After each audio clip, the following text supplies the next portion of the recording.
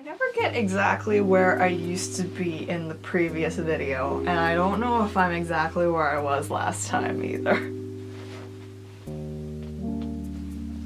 Hello everybody, welcome back to another video. Today is going to be somewhat informative. Hopefully it's informative. In 2017, so last year, it was my first year of actively trying to be cruelty free. So I actively made the choice every single time I needed to buy a new product to be as cruelty free or as sustainable and or vegan as possible.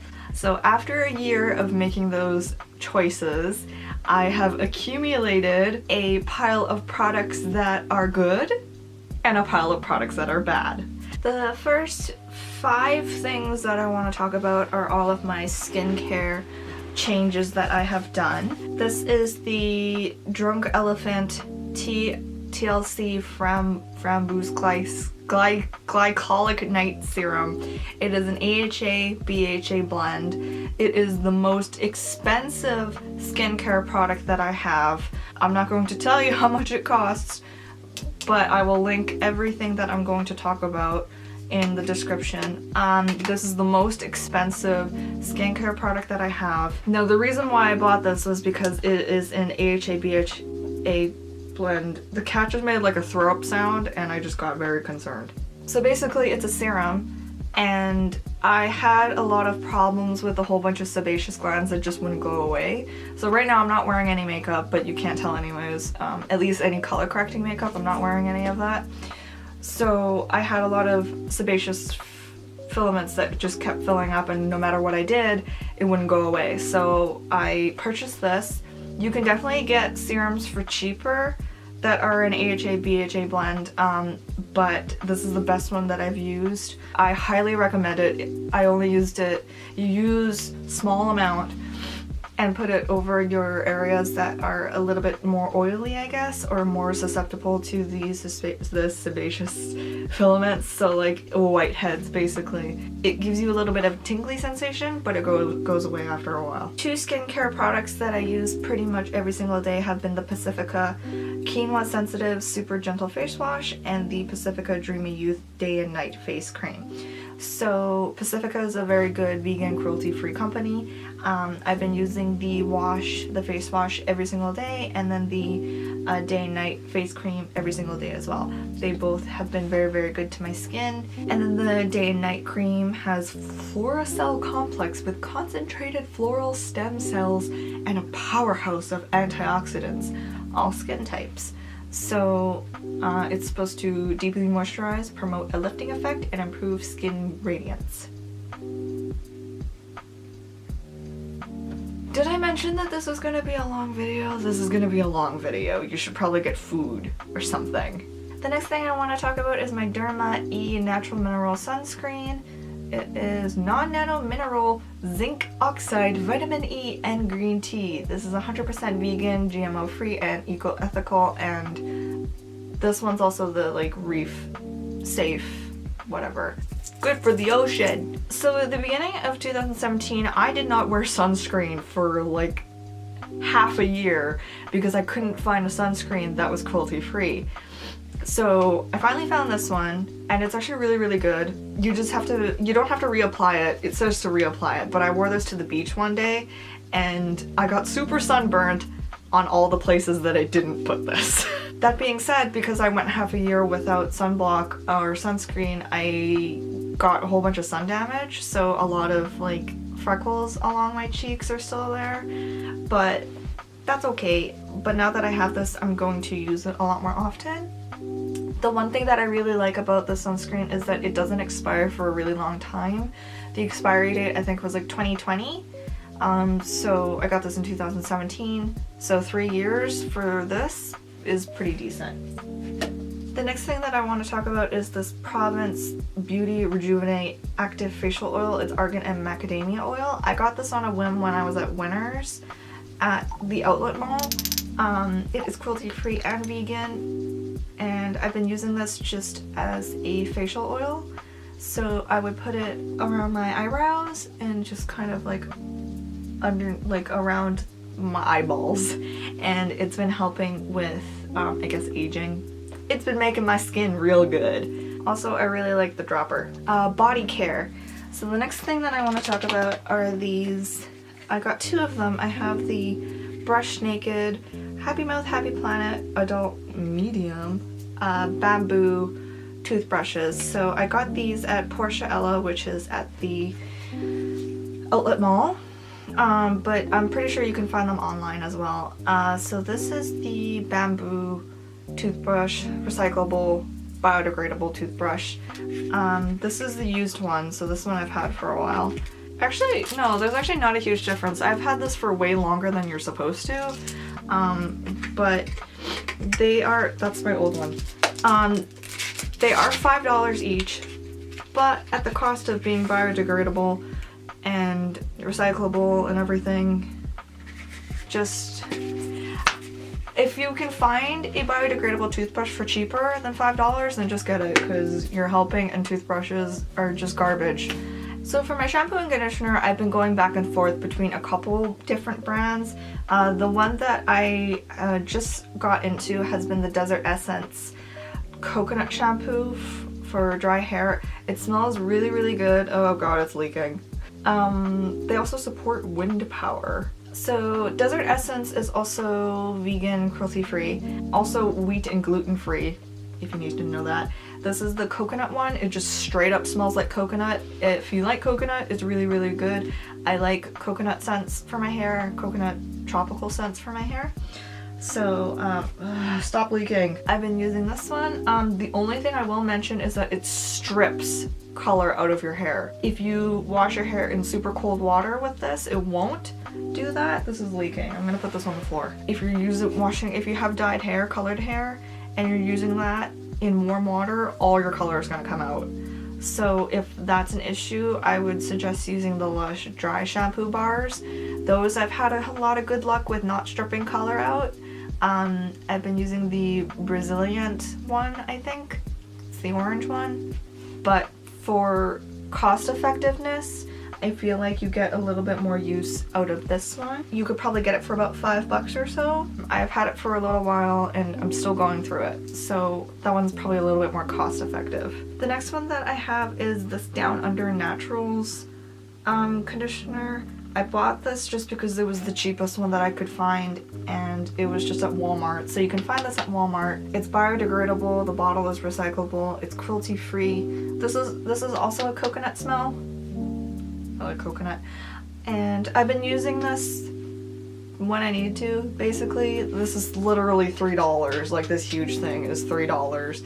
The scent is not super overwhelming, but I still have like that much left, and I bought this like very early on in the year. So finding a cruelty-free deodorant has been kind of difficult because a lot of the cruelty-free deodorants are not antiperspirant. I've been using the Jason one, yeah, or the Jason Hasten one. This one fucking sucks. So I switched over to Desert Essence. This is a tea tree oil deodorant. It's vegan and propylene glycol free.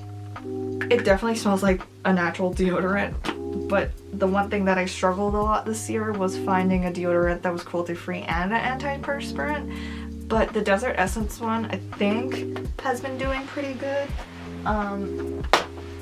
This one really sucks. Really, really sucks. The Jason one really, really, really sucks. Maybe it works well for you, it just did not work for me. These are the last 2 body care things. I want to talk about the Tea Tree Toner. I got it in the large bottle because it's my favorite toner to use. During the summertime, I would break out a lot, kind of on my chest area. This tea tree water, in conjunction with the Grease Lightning, helped so much with just combating any acne or any excess oil that I was developing over the summer, especially this one. If you have a lot of back knee, you can try using this, spraying it on your back and any places that you can't reach, and so if you're a grease ball, I would give these a try. They're just tea tree oil basically and aloe. So I've tried 2 dry shampoos. No Drought is my all-time favorite dry shampoo from Lush. It works for like a day, but then like you can't really go past the second day. I only need the small one of this because I only concentrate it in my bangs and maybe like around here, so it's not a huge issue for me.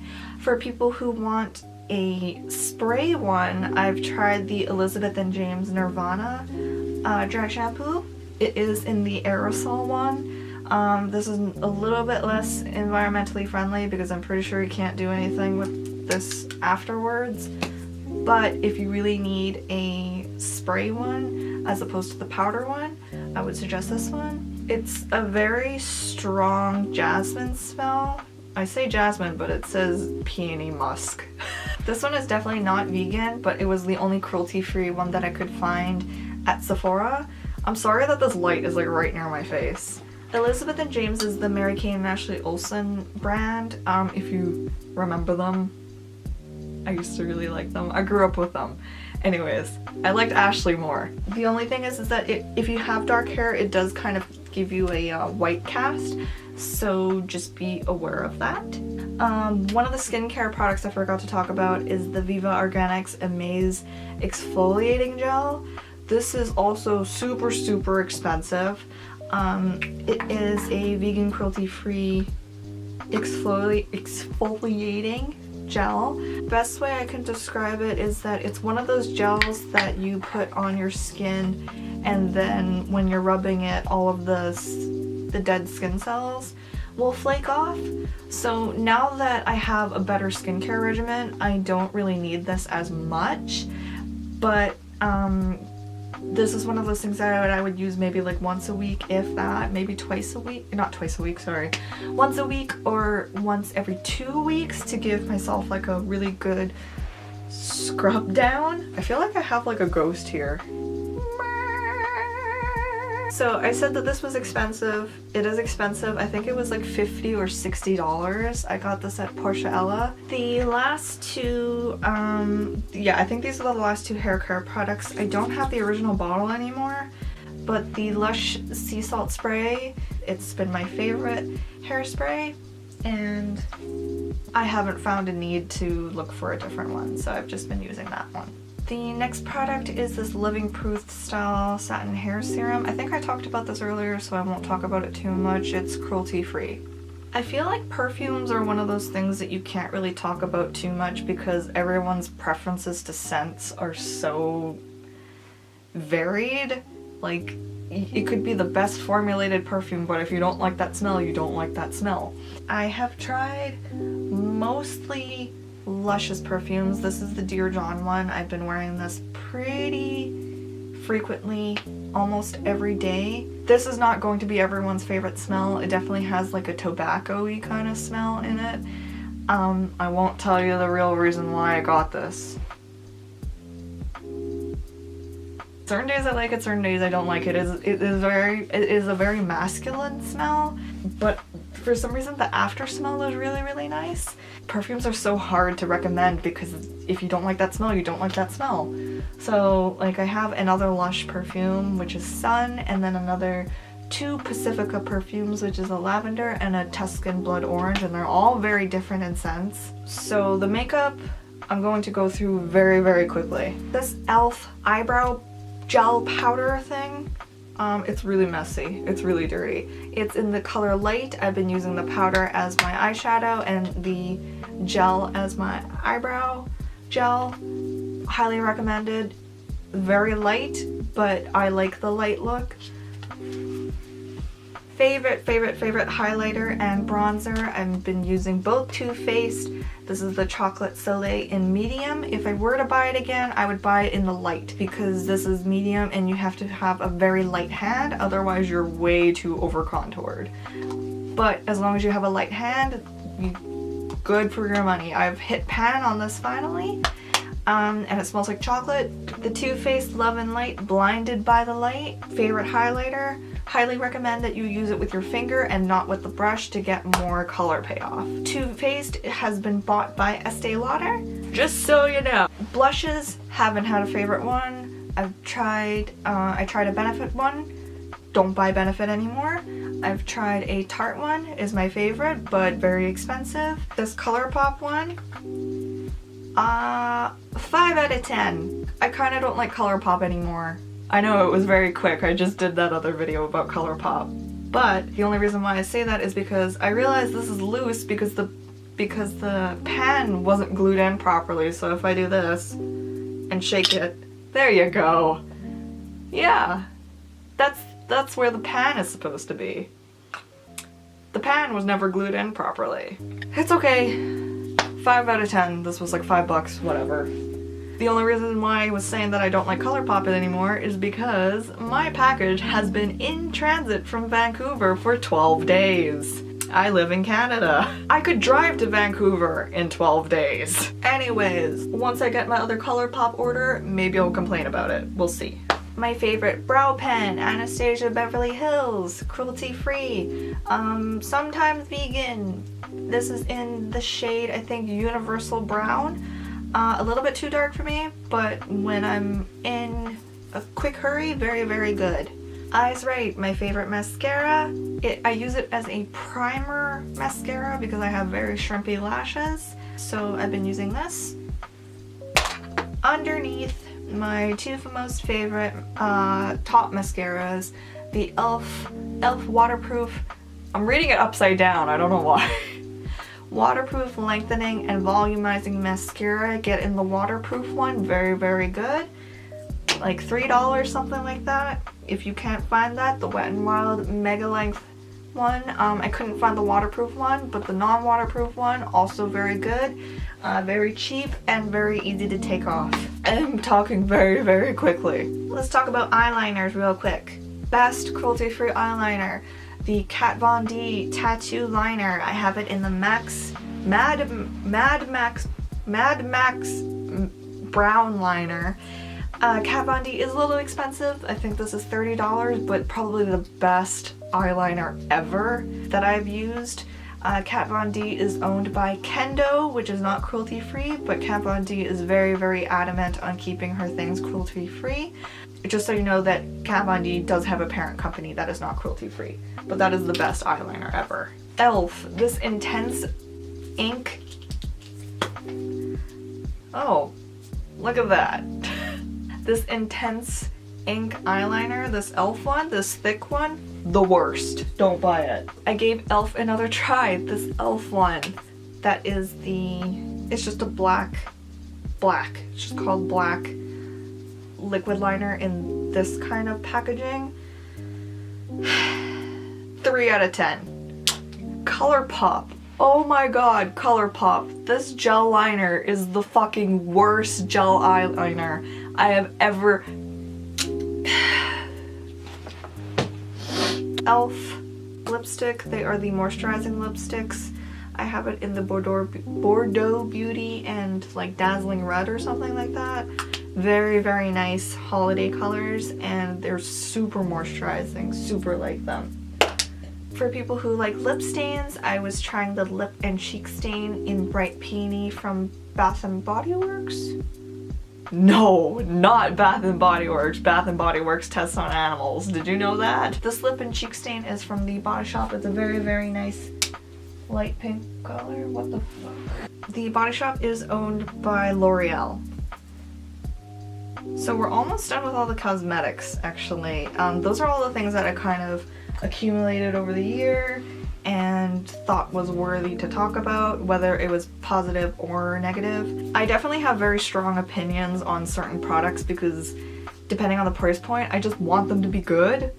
And if they're not good, then they're not good, and then I'm annoyed. I feel like nail polish is one of those things that people don't talk about as much. Nail polish definitely is tested on animals. Easiest one to probably buy is Wet n Wild. Have 7 of them, and I like all the colors. Wet n Wild definitely changes their packaging and their formulas very often, so I would just be aware of that. Sometimes they're going to be very, very light in color. If that's something that bothers you, put 2 coats on. But for like $1 or $2, these are very, very good, and they're usually just at Walmart or your grocery store. My favorite ones are probably this pink one called, I think it's called Sparked. This is my favorite pink one. and it's also in a pink gel base. It's not just clear jelly. It's very, very nice. It looks very, very nice and girly. And this other Wet n Wild one in Kaleidoscope, which is a clear base with very sparse hollow glitters. These I actually just got from Live Love Polish, and I got 2 of the fun lacquers. I think only this one. This one is the Simply Nailogical one. I haven't actually tried it yet. My nails are really gross right now, by the way. This is Black Hollow Witch. And then I also got Hollow, oh that's what the brand is. The 24 karat diamond hollow polish as well. I'm not gonna chuck those. Don't chuck them. Color Club in Harp on It, which looked purple online, but now that I have it, it looks more just like a silver hollow. It's a very fine silver hollow, but super, super pretty. I'm gonna put this one on next as soon as I'm done chipping these off, because I can't find a cruelty-free nail polish remover. If you can find that, let me know. And then I also got the Starly Menchie the Cat pink hollow glitter polish. If you want to get the Menchie or Xyler nail polishes, you have to get it like quick, because I ordered it like as soon as I got the email saying that they were back in stock, because they sell out so quick you would not believe. I also got my package in a relatively decent time. I think they're shipping from New Jersey or something like that. I live in Canada and it was a reasonable time, like 2 weeks. Reasonable. So, no, nail polish is just nail polish, but you really need the top coat. Sèche Vite is the best cruelty-free top coat that I've used. The only thing is that it stinks. Super bad. Smells like car paint. If you are in a very well ventilated area, it's not a big deal, but this is the best top coat that I've used. That is all of the fun stuff. I don't have it with me, but one of the main changes that I've done this year is to use reusable menstrual pads. And I think I talked about it in one of my other videos, which I will link right here. After a year of using reusable menstrual pads, I've kind of worked into a process of how to take care of them. So the only major tips that I have is to maybe clean it as quickly as possible, either with soaking or just trying to clean it as quickly as possible. I found that soaking them wasn't the best way to clean them, because you were a little bit more susceptible to stains. Mine are actually relatively well maintained. They're still pretty white, which is kind of surprising. And I've been using a combination of baking soda and vinegar to clean them. Regular detergent to clean them, and I'll put them in a separate wash once, and then I'll put them in like a little laundry bag and put it in with my regular clothes, and I haven't found any issues with that. So obviously if you're squeamish with your own bodily fluids, you're not going to be able to maintain them. I found that it's way cheaper this way. Anyways, overall I've been using them for about a year, really like them. I will link the Etsy shop that I purchased mine from. They're very nice, and she's based in Vancouver, so if you live in Canada, it shouldn't take too long to get to you. Way to go leaving the boring stuff at the end. This is the laundry detergent that I've been using. I'm using the concentrated one. I've been using the lavender scent one. This is the Eco Max. This is also recyclable after you're done with it. So I have no complaints. I haven't had to try any other laundry detergent. This one works fine.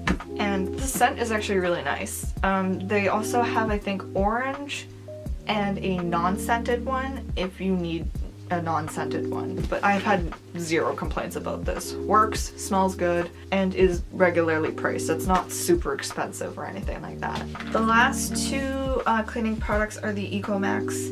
Are also from Eco Max. I have this air purifier and odor neutralizer, which is basically the equivalent of Febreze. This one has the tea tree. This one's basically just tea tree oil, I think. So you can use this almost exactly like Febreze. Also, when you want to get rid of this, so you can just rinse it with water and then you can recycle it. The next one that I have is the Eco Max Natural Orange All-Purpose Cleaner. I've been using this to clean all purposes.